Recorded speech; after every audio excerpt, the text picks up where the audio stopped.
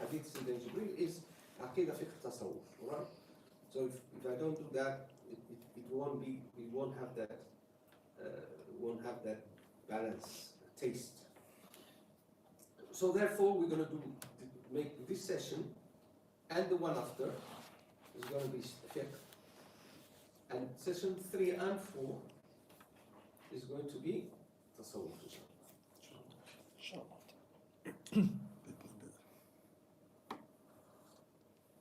So let's start. We started speaking about purification. Okay, purification, which in Arabic is tahara. And the tahara is divided into two. Taharatu al-khabath wa taharatul hadath. Al-khabath is impure substance, najasa. Whatever is a najasa is khabath. So it's a physical thing. There's a certain amount of substances that are considered, according to the Sharia, and impure. By the way, for those who, I don't know, I assume everybody speaks and understands me. But if someone needs some clarification in Arabic or something, not in Norwegian, of course, you can ask me. So, we said Taharatu al-Khabath, which is the Tahara of, it means that your body, your clothes, and the place where you are praying should be free from this najasa, these impure substances. And that is taharatu al-khabath. And taharatu al-hadath, hadath means something that happens, occurrence. It's the tahara, it's the impurity that affects a person when something happens, which is connected with the normally coming out of his body of specific fluids. Because, we have our body,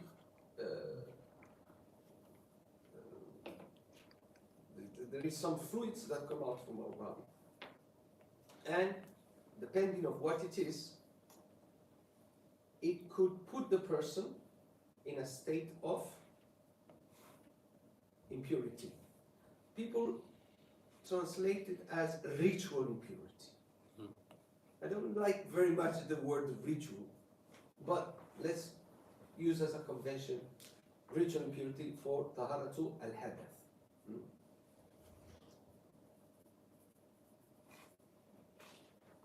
And this taharatu al-hadath, if it's depending of the event, because as you know, hadath means an event. Depending on that event, it could be wudu, what is necessary to purify, to return back to the state of purity, or wudu, or ghusl. In Morocco, the people like to say الوضوء الصغير أو الوضوء الكبير. الوضوء الصغير أو الوضوء الكبير. They don't use much the word ghusl, but they mean ghusl.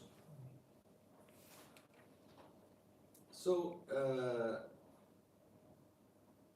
then there is a substitute of wudu or ghusl when there is no water or when there is no possibility of using. There is water, but you cannot use it for any specific reason.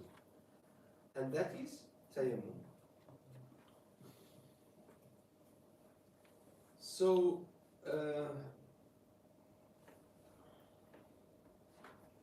Al-Murshid al-Mu'in, this text, doesn't speak about what is an impure substance, what is considered a najasa. But I think most of us know what is a najasa. I don't want to go very much into details. If somebody has a question, all right? But basically, شرف الله قدركم is the things that come from us when we use the toilet. Okay? We say in English, England number one or number two. I don't know if you use that because people don't like to say the words. That's why even in any language, people don't like to say this. In Morocco, we say "Sharaf Allah qadarakum" if you're going to say something. But it means number one or number two. Okay, that breaks wudu. If someone doesn't know something, ask me. There's clarity is more important than yeah. Tell me. I was just wondering about in Malikiya if about touching just hand to hand with a spouse, for example, breaking wudu, just like simple, not yeah. No, Simple. this is a good question. This is a good question. This is, but that is the section of nawaqid al-wudu. Okay. Actually, it is coming. Okay, then we. It is coming, Okay. but it's nawaqid al-wudu. But Okay. I can tell you that in the Shafi'is, if they touch the husband touch the wife, that's it. أو لمستم النساء is just لمس النساء is that. Yeah. That's the interpretation of Imam Shafi'i. And Imam Shafi'i رحمه الله حجة في اللغة. No. Because he's from Quraysh and his knowledge of Lugha is recognized universally. But it's from a Maliki perspective. Lugha is essential to understand, but it's not all Lugha. Alright? Lugha is essential. But there are things that if you are strictly using Lugha, you will derive what he derived. But you know, the Maliki madhab is very much based on al-amal.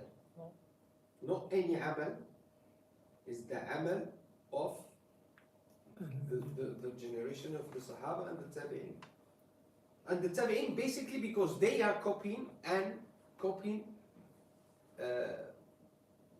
like when you said certified copy, you know, copying without any kind of distortion of what they saw from the Sahaba. And the Sahaba, they're all udul means. Udul means that we believe that the Sahaba are trustworthy. So if they did something, it's not because they made it up. It would be because this is what they learned from the Prophet ﷺ. Whether there is a hadith to support it or not. You see? Abu Hurairah radiallahu anhu is the Sahabi that transmitted more hadith. Look, I'm getting into a field that I'm not a specialist in it. The one who's a specialist is the Sidi Sheikh Muhammad, Sheikhna Muhammad Mino. He is a specialist in hadith. But for myself, it's not my specialty. But some things I know, and I can tell you, Sayyidina Abu Hurairah radiallahu anhu is the Sahabi who transmitted more hadith, or one of who transmitted more hadith. And Sayyidina Abu Bakr radiallahu anhu transmitted very few hadith. I can't tell you exactly the number, but something that you can count with your hands, your fingers of your hand, and maybe also your toes, no more. Either 17 or 20 something. But Sayyidina Abu Bakr radiallahu anhu, he was with the Prophet sallallahu alaihi wasallam from the beginning, even before al-Ba'th, before he was sent as a prophet. He was his intimate friend, good friend. So he knows the Prophet ﷺ better than any Sahaba. But Sayyidina Abu Hurairah is the one who transmitted more hadith. To the point that both in the Maliki madhab and in the Hanafi madhab, sometimes we find a ruling in a hadith, but we see that one of the senior Sahaba, like Sayyidina Abu Bakr, doesn't do that, doesn't do what is in the hadith. And it's almost unthinkable that he didn't know that element.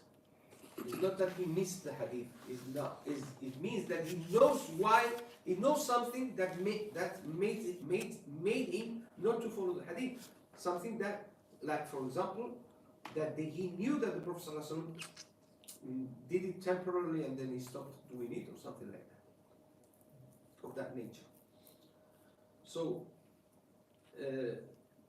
that action of the Sahabi, which is unthinkable that he will make it up from his mind, and unthinkable that a person so close to the Prophet ﷺ will not know it, if he does something, it's considered the Sunnah. You see? And this principle is both exists in the Maliki and in the Hanafi. That's why you see many times rulings in the Hanafi madhab that are contradictory with hadith. And the same happens in the Maliki madhab. But it doesn't mean it's contradictory with the Sunnah. Because the equation Sunnah equals hadith is not like that. Hadith is an expression of the Sunnah, but not always, because the hadith may be abrogated. So we're getting to the realm of usul fiqh. It's not necessary to get into that, but some elements in order for you to understand. And in order for you, if somebody comes and says, no, but there is a hadith that says that, there is a hadith. Yes. And there are a hadith, Imam Malik narrates a hadith that he then doesn't follow. Why? So you know that I know the hadith. And so you know that I know the hadith, and if I don't follow it, it's because I know this is not expressed in the Sunnah. But it's not because the hadith didn't reach me. It reached me. But I know other things which makes me understand that this hadith that I've just transmitted is not from where we have to derive the rulings, because there is another evidence. And he may mention the evidence or not. Or the evidence may be just for, depending, be the amal, because he considers the amal or part of the amal. Again, we get into the details of amal. Not all amal is an expression of the Sunnah, but and the standing of the amal of Ahl Madina is a mutawatir transmission of what was the Sunnah. There is another part which is the ijma' of ulama Ahl Madina, and it's also part of the. So the amal Ahl Madina can be divided into two. What is a transmission of the Sunnah and what is a transmission of the ijma' of the ulama of Ahl Madina? Are both of them hujjah? The first for Imam Malik is hujjah because it's a Sunnah. Okay? And the second, that's where the whole discussion comes. People say, but they're not all the ulama of the ummah, which the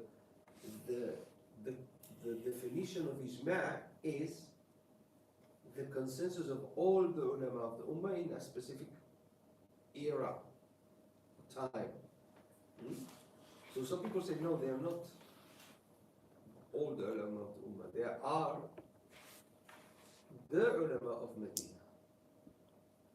But now then comes the answer, which is yeah, but they were the most knowledgeable in the time. They were the most knowledgeable because they had a. This is the argument of the Malikiya, of course. They have the broadest and the more detailed account of what was the Sunnah. So for some Malikiya, it is Hujjah. Some other Malikiya say no. So this is ijma qawli we're talking about. Yeah, but it's not the ijma of all the Ummah. No, but of Ahl. Yeah.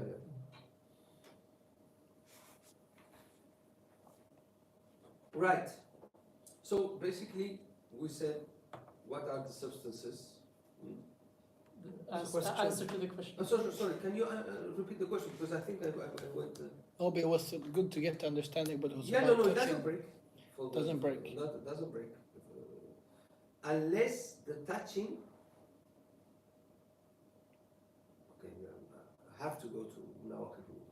If there was intention, there's two things. وجود اللذة وقصد اللذة. If the person touched, he wasn't intending to touch it with Lust. قصد how Lust. Intention. Intention of lust. of lust, intention of sexual intention. There wasn't that in him. He touched, and he didn't find any kind of sexual pleasure. It doesn't break. He touched without intention, but he found, for whatever reason, it breaks. This is two situations where he didn't have intention to get any kind of sexual pleasure. In the first, he didn't find, and in the second, he found. If he found, even if he didn't have the intention, it breaks the wudu. Yeah. Now, if he has intention to get pleasure, and he finds pleasure, breaks wudu. And if he has intention to get pleasure, and he doesn't find pleasure, also breaks wudu. So he breaks wudu in three situations. There's four situations. Three of them he breaks wudu, one no. No. I think you understand this clear. Just a follow up. So that's lams, but what about qubla, mouth to mouth? That breaks wudu. It applies also unless it's in the mouth. Because qubla can be here.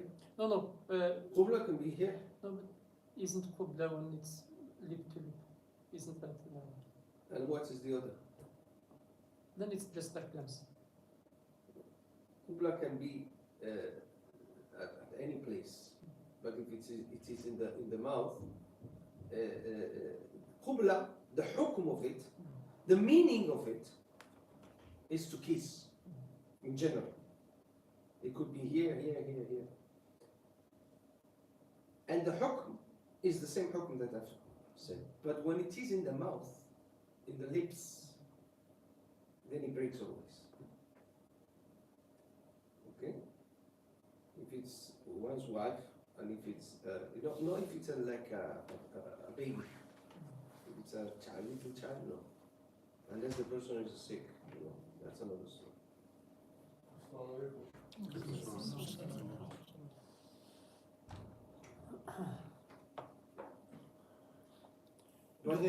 Do they have any definition of lust? Like, is there any signs of it? Like any? Is what the person feels. Is the feeling of the person.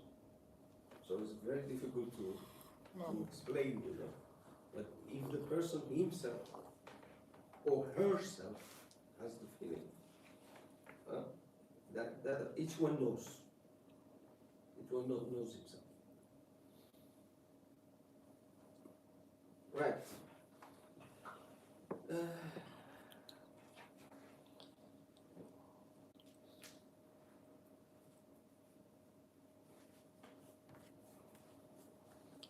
So we don't go, not necessary to go through the whole impure substance, just what we said before, and also blood.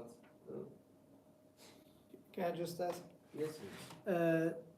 The liquids that comes out from the man, there are three liquids. Are they all impure? Really? All of them are impure, and no matter how much the amount of it. Yeah. Even if it's a drop. You agree with me?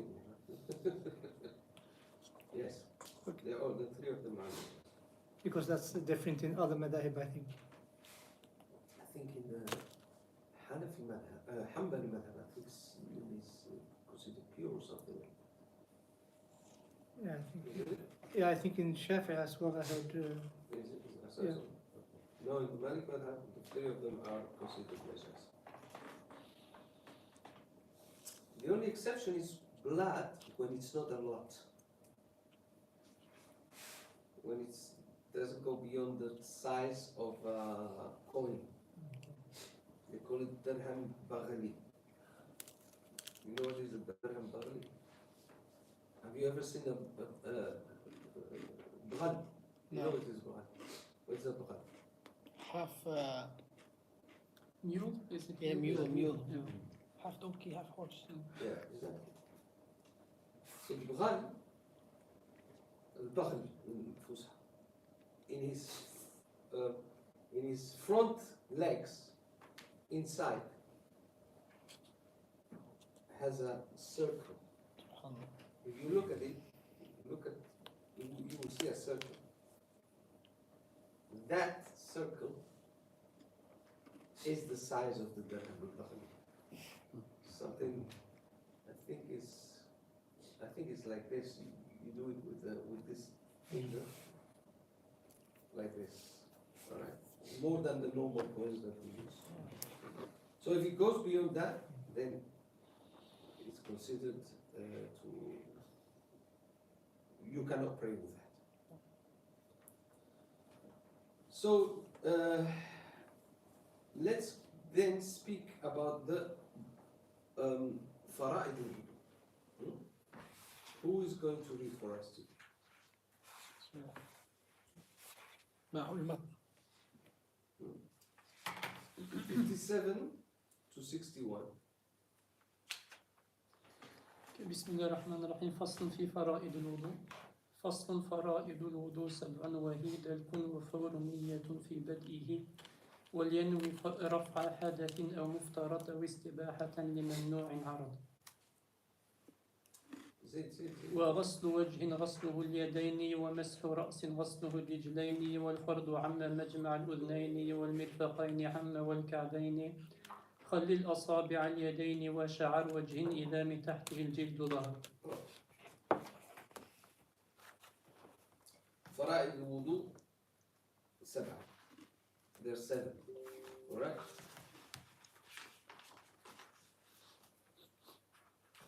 الدلك. He says الدلك. What is الدلك? الدلك means rubbing. And the dalk has to happen as you pour the water or after you pour the water. Alright?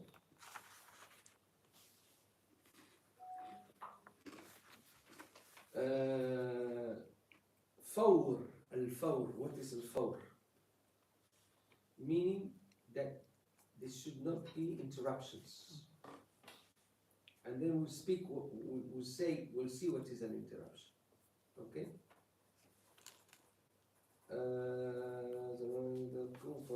Niyya, and niyya is intention. And then he speaks about the niyya, he says, what can be the intention? رفع الحدث أو فعل المفروض أو استباحة الممنوع. And we'll talk about it. Then the wajh. The wajh means the face. and we'll speak what is the face. We'll see what is what means face. Al-yadayn. Al-yadayn means the arms, and we'll see what is meant by arm. No, yet sometimes we think yad is this, but this is kaf. This is the kaf. Al-yad is the whole thing. مسح الرأس is not غسل, it's مسح الرأس. And غسل الرجلين.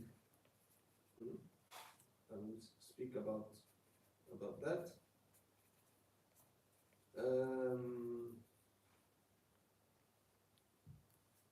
So let's go to speak a little bit about what is rubbing. What rubbing means to pour water and at the same time pass the hands. If you pass your wet hand over it, that's not ghasl. That is mash. Right? Delk. You mean delk? Yeah, we're talking Yeah. about that. Yeah. So, if you don't pour water and you pass your hand, it's masah. Okay? So, delk is when water has been poured, or you have dipped that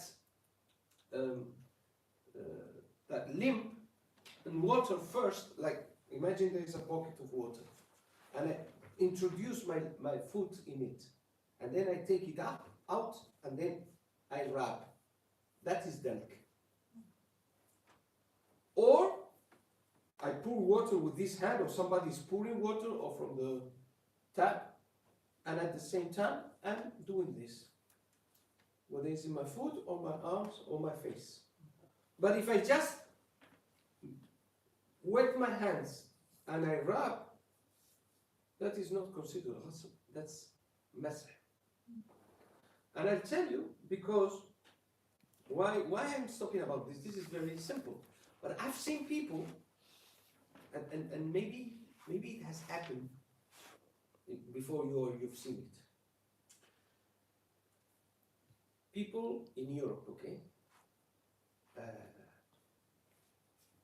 In Europe, because if you go to a public toilet in Morocco and you do wudu and you put your foot on the sink and wash your foot, it's not a problem, isn't it? It's not a problem. But if you do it in some European countries, minimum they're gonna look at you. And if you are in France, they're gonna tell you something, tell you this is illegal.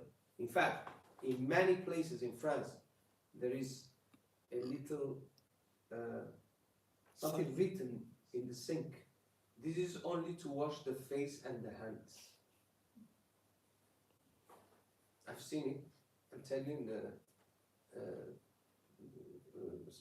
train stations. Train stations in Paris. You go to the toilet and you find that little thing written. This sink is only to wash the face and the hands. Obviously, we know why it's there. It means, hey Muslims, do not do here. But they're not going to do it that way. They're gonna, because in some places it's not well, So some people, out of embarrassment, some Muslims, they are in that situation, maybe in an airport or something, or not airports. Airports sometimes they have their own places where you can do. In a public work could be, and it comes the time of the feet. It doesn't have any hoofs or anything, and I've seen them wetting their hand and doing like this. It's no bad. You can do that if you're wearing a hoof. And then that's another story. You have to see the conditions when you wear a hoof, whether the hoof can be made of this material, of this other material, when can you do it or not? That's another chapter. But wetting your hand and doing like this, If you have a lot of water, yes. not only. No, if you have a lot of water and you pour it, yes. But they are embarrassed because if you do that, you leave like a little puddle there. Some they will leave a swimming pool there. No, if you have towel. And you put a towel in, then it's okay. But I've seen people, embarrassed to do that. They say, if I put the foot in the sink, people will look at me. If I take water and pour it on my foot, I'm gonna leave everything wet. So they say, my solution, wet my hands and do like this. It's not valid in our method. I think if I'm not mistaken, the Ja'fariya, which is a Shia madhab, it's okay. You can do that. But not in the madhab of Ahl Sunnah wal Jama'ah, not in the four madhabs. Okay?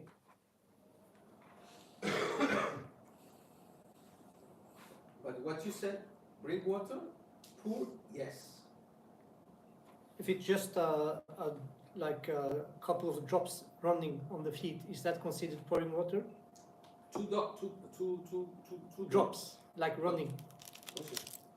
If you can cover the whole foot, including the ankles, with water, only with 2 drops, you will appear in the Guinness record book. What do you think? 2 drops, unless each drop is, but 2 normal drops, you cannot cover the whole surface of the foot. I just heard the explanation that if it's running water, and they explain that running water means that the has to be drops running when It's you. not necessary that it's running. I told you that you can dip your foot in the bucket or any container, take it out, and now you do that, and it's okay. There's no running water here. In the sense that nothing being poured on anything. Yeah, I meant running water on the skin. Yeah. Yeah. The thing is that because the condition of wudu is that the whole surface is covered with water. Well, I'm doing this, the same thing will apply in my foot, in my face. The whole surface, there is not a square millimeter of skin that is not covered with water. And that element, that little surface not covered with water, the fuqaha they call it the lum'a. The lum'a. If you leave a lum'a, means a surface of skin that has not been covered with water, the wudu is not valid. And whatever prayer you've done, you have to repeat it. So the condition of wudu, and that's why is the dalk, is to cover all the surface of that limb from, according to the limits that we have established. That are established in the fiqh. In the case of the arm is including the elbow, the whole thing, between the fingers, etc. All covered without leaving any I say millimeter, but to say something tiny, any tiny surface of skin without being touched with water. Okay? So maybe you will need more than 2 drops, I think. But I've seen people doing wudu. Do you know this birrad? You know the birrad for one person. Birrad means the teapot, Moroccan teapot, metal. You know the metal, the one that when you go to a cafeteria, coffee shop in Morocco, you say you want tea, they give you the single one. I've seen people do wudu with the water that can be contained in one of these small teapots for individual use. I would say is even less than this. Okay? A little bit, maybe a little bit more than half of this. And they can do a proper wudu.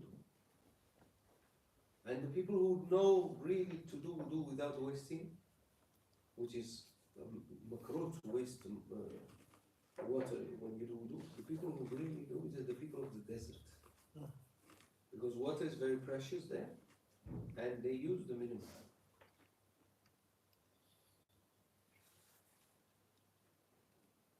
So that's the fawr, al-fawr. Fawr means to do it immediately, meaning no interruptions. And what is an interruption? An interruption is a section of time where you're not doing the wudu. And then the questions that begs itself is what? How long should be that amount of time? Well, the amount of time that a normal limb and the normal weather circumstances will get wet or will get dry. What does it mean? A normal limb. Yeah, it means not a limb of a small limb or too big limb or too big a limb. Okay, because a person who's very tall and has arms longer than mine, his arm will get wet later than mine, isn't it? Because it's bigger. And the one who has tiny arms, it will get wet before mine, if I consider mine normal. And normal weather conditions means if it's too hot and you're under the sun, you're going to get dry very quickly.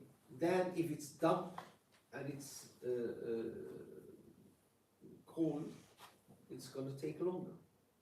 So under normal weather conditions, like what is now here, a normal size limb, the time that would take to get dry. In other words, an example to make it easy. You're doing wudu and you hear the door. It's the guy from, I don't know, Amazon, okay? You order something and it gives you your packet, you sign if you need to sign, and come back with your parcel, leave it there, and you go back to finish your wudu that you have started. If you're still wet, you can carry on where you left it. If it's already dry, you have to start from the beginning. That is al-fawr. That is to do it without interruption. You've had an interruption actually. You actually had an interruption, but that interaction was not long enough to invalidate you. If you said, I need to open this Amazon thing that I've ordered, whatever it is, and you open it and you start looking at it and you're excited by it, and then when, oh, I was doing wudu, let me go and do wudu. Let me finish. And then you see that you are dry, you have to start from the beginning, providing you did not forget that you were doing wudu. Mm. Because if it slipped from your mind that you were doing wudu, then you forgot, and that's another story. Because al-fawr wajib ma'a al-dhikri wal-qudra. Am I making it a bit more complicated or not? Yeah.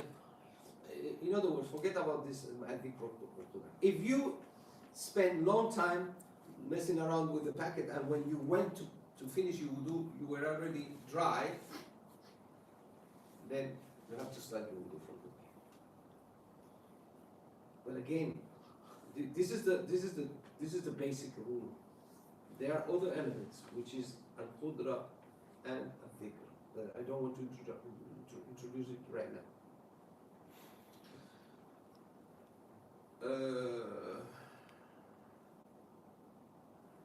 Then the intention and niyyah. Niyyat al-wudu. And the niyyah, Ibn Ashir radiallahu anhu, he specifies it in three. He says the niyyah could be three things.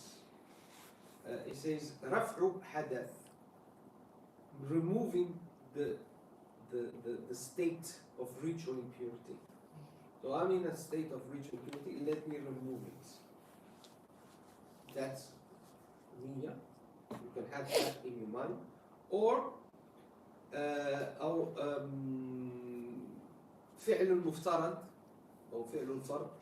Oh, wudu is fard for me, because if I want to pray, it's obligatory on me to do wudu. Then that is also a valid intention. Or istibahatu al-mamnu'. Salah is mamnu'a for me if I don't do wudu. So in order to make the salah mubaha for me, or the touching of the mushaf mubaha for me, permissible for me to do it, I will do wudu. So any of these three intentions is valid. But if you do wudu to recite some, to do some dhikr, or to recite some awrad, or to do dua, or to recite Quran from memory. And then comes the time of the prayer. Can you pray without wudu?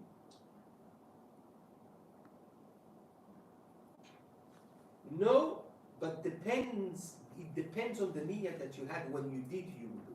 If your niyyah was, I'm going to do wudu to do dhikr of Allah, because it's mustahab to do wudu in order to do dhikr of Allah. Or I'm going to recite Surah Yasin, for example, I know it by heart. But I'm going to do wudu,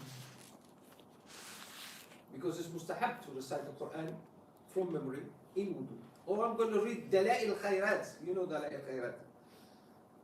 Salawat ala Nabi sallallahu alayhi wa. And I'm going to do wudu because it's mustahab. Your intention was to do wudu because it's mustahab. That wudu you cannot use it for the prayer, for the farida. Oh no, for farida or for the sunnah even.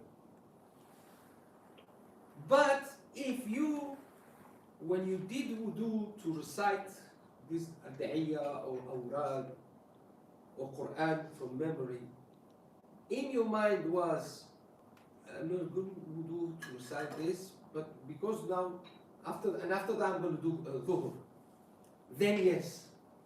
Why? Because you are making wudu for something that it is forbidden without that wudu. Sibahatul mafruḍ.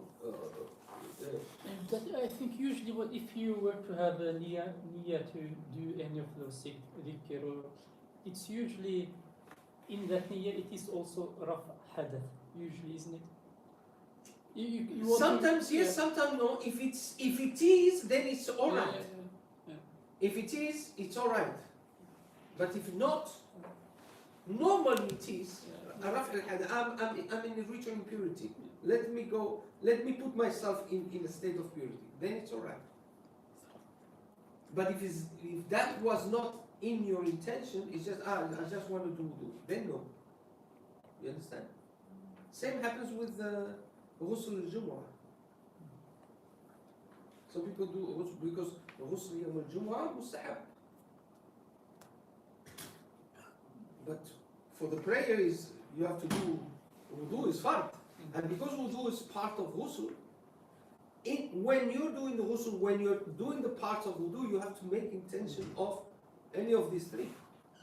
Is raf' al-hadath, or fi'l al-muftarad, or istibahat al-mamnu'. If you said, it's because it's Jum'ah, that's it. then you have to repeat the wudu. You understand? You see the importance of. But as you said, even in your wudu, it was the intention of raf al-hadath, which means remove my state of minor impurity. Then you can use that same wudu to do the good prayer.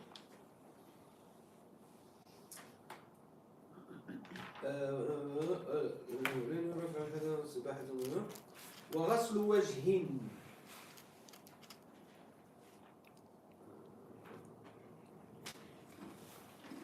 In 1 minute, yeah. So we will stop in غسل وجه, all right, which is washing the face. We will resume from غسل وجه, washing the face. Any quick question? Any quick question? Just what was istibaha? It was. Istibaha is to consider something mubah, and mubah Oh, is yeah. permissible. Oh yeah. So it was to make something permissible. To make something permissible. No. Like for example, touching. It's forbidden to touch the mushaf if you're not in wudu. It's forbidden to pray if you're not in wudu. To touch the mushaf at all, or the words, or the whole book. Like, can I move the book from The one Malik place? madhab is the mushaf. Okay, so I can't. If it's on the table and I want to put it in somewhere else, I have to make wudu. You have to make Okay. wudu. Isn't it unless like it has fallen or something? Of course, yeah. that's another story. But that's like almost like a darura situation because you don't need the Quran. Yeah, of course. That's his Yeah, Can you have a but cloth let's say between? it fell down from a shelf. Yeah, then it's, You take it up and put it back. Sure. Can you use a cloth between, or is it the Not same? in the Maliki madhab. Not in the Malik. In those Not at madhabs, all. I think in the Hanafi, yes. Yes. Yeah. But we will talk. This is a Inshallah. very interesting subject because there is small print in it. Small print, small print means little details, Mm. and also it's very interesting for women. Please make that question Sure. again. And Inshallah. also, if we have, This is not considered. even if you touch, This is not mushaf. but even if you touch the The words. screen, Because that's what. It's not mushaf. This is not mushaf. or when you have mixture like tafsir, both of them. This is not mushaf. Okay. Tafsir is not Translation. mushaf. Translation is not mushaf. This is not mushaf. This you can recite it directly like this and hold it. Unless you consider Samsung some or Definitely some not. sacred object, It's all Okay? D'accord. سبحان ربك رب العزة عما يصفون وسلام على المرسلين والحمد لله